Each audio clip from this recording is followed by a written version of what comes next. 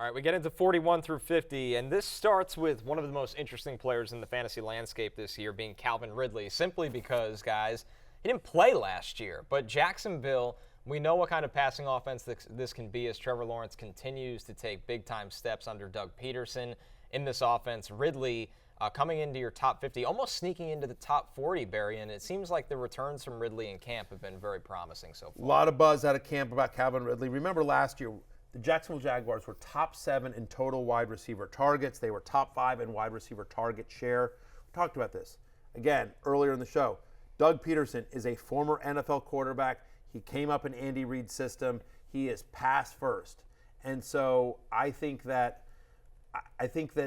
Zay Jones is the guy that loses some. I think there's a fairly good chance that Calvin Ridley, when we look up a year from now, has led the Jaguars in target share.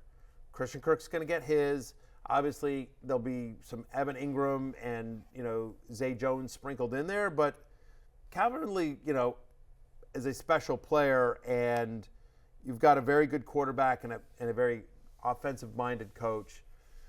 Because of the competition, the target share, he's just outside my top overall 40. I'm at 41, but his ADP is currently 47. So I'm higher on him than consensus right now.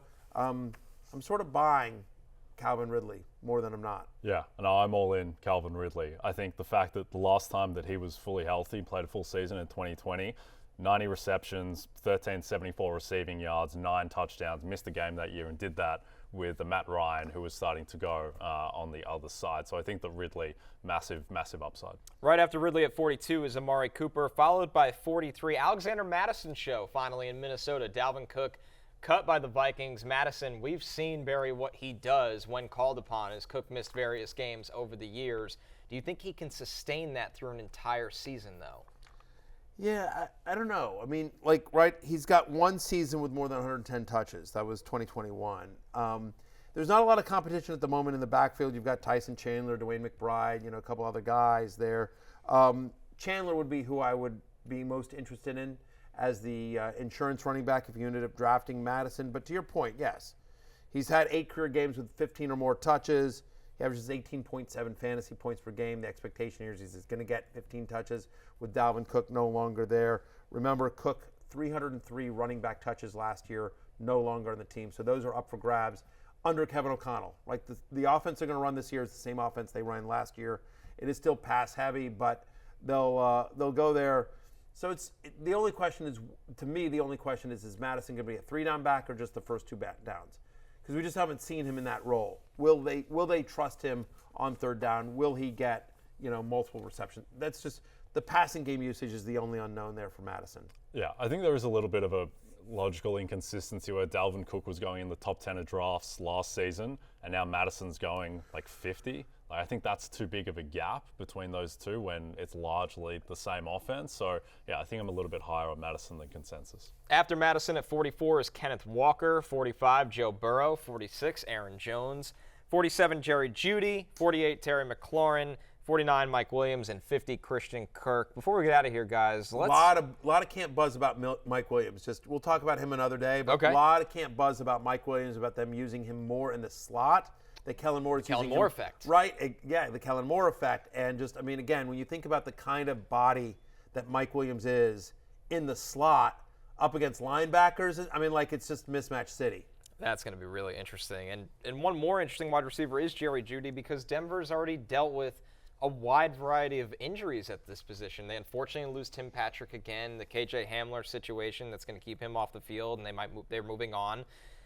Judy's this guy, after being a first-round pick, that the expectations have always been high, and it feels like he's never been able to fully reach them. Can he unlock a little bit more with Sean Payton now as the head coach? I'm at 47 overall. His current ADP is 70. That's ridiculous. Wow. Final 6 games last year. Came back from ankle injury. Again, think about this Broncos offense. Complete and utter disaster, right? Just dumpster on fire, all the gifts, the dog sitting surrounded by fire, everything's fine. It was as bad a situation as could be. And yet, from week 13 on last year, Jerry Jeudy was the 7th best wide receiver in fantasy on a points per game basis. He got a 23% target share in those games, 6 or more targets in the 11 of 13 games that he's played. It's 13 full games that he's played. You know, he left with injury in weeks 2 and 10. And then, right, as awful as the KJ Hamler and Tim Patrick stuff is and what the Broncos are going through, the fact of the matter is now there's a much more narrow target tree for Sean Payton's offense, which we know is going to be fantasy friendly. It's going to be pass happy. And so, Jay, you and I've talked about this a number of times on the show. We're buying the dip on Russell Wilson. We're willing to sort of throw away last year and say, like, we're let's ride. Yeah. It's Bronco country. Let's go. Let's ride. Anyway, Jerry Jeudy is a trendy sleeper in fantasy circles, and I'm on the bandwagon. Yeah, I think at the start of last season, the popular consensus was, really, I think what we were on as well, was that Sutton was the guy that you wanted. And I think Jeudy probably proved us wrong by the end of the season, where Jeudy had the better year. And I mean, there's a reason he was the 15th pick in the draft. He's got extreme talent. And I mean, I think it's ridiculous that he's going 70. That seems insane. I think he could, guys who are going at like, what, Amari Cooper's going like 40. I think Jerry Jeudy could absolutely have a better season than Amari Cooper. Let's ride. Let's ride. And with that wraps up the top 50. We will be back on Friday with more of Barry's rankings as we roll on throughout the summer here, guys. Maybe Kareem Hunt will have a new job by then. Maybe Ezekiel Elliott or Dalvin Cook. Trivia, a question before we get out. Prediction. Does Kareem Hunt get more than Travis Homer got from the Bears? No. I say no. I say no as well. Listen, that music means it's closing time. You don't have to go home, but you can't stay here. For Jay Croucher, Connor Rogers, and guest bartender Lawrence Jackson, I'm Matthew Barry. Peace out.